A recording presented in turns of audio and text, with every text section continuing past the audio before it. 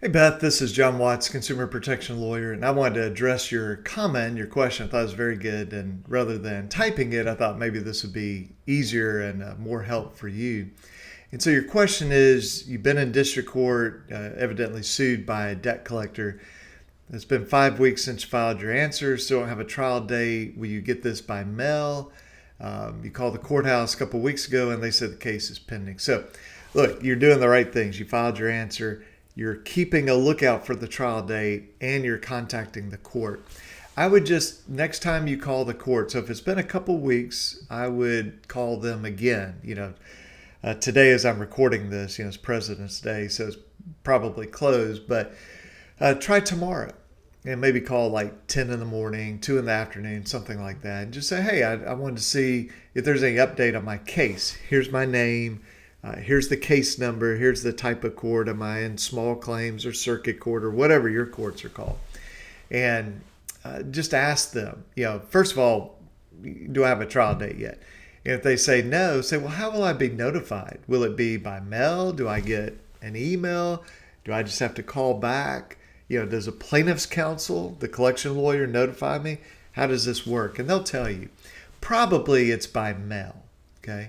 Now, at least in Alabama where I practice, that is not certified, it's not registered, it's not, FedEx, it's just regular mail. And usually it's a little bitty kind of like voter registration card, if that happens in your state, where you sort of tear it open and then you unfold it, and it just tells you there. So it's really easy for that to get mixed up, with coupons or just sort of advertising mail.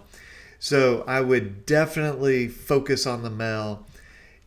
Make sure in your family, like nobody throws anything away from the mail until you look at it and go through every piece of it to make sure. Because some people will get this and say, oh, that looks kind of like junk mail, and throw it away. Well, that was your trial date. And that's all the court has to do is mail it to you. You don't even have to receive it, frankly. So I would check the mail, but then I would call back the court. And just, every couple of weeks, hey, do we have a trial date? Normally, courts will give you, they don't have to, but normally when they schedule a trial, it usually be like 30, 45 days out. And so if you're calling every couple of weeks, you should be good with that. Call as often as you feel comfortable. But that's what I would do. And just ask them, how does this work? Does the collection lawyer, the plaintiff's lawyer, do they set the trial?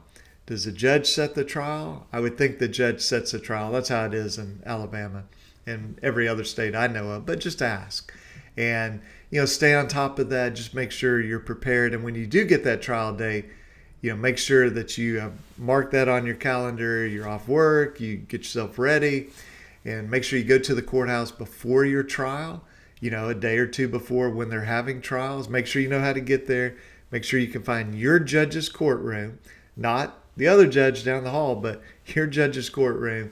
Sit in there, just kind of soak it all in, and that will help you to get ready.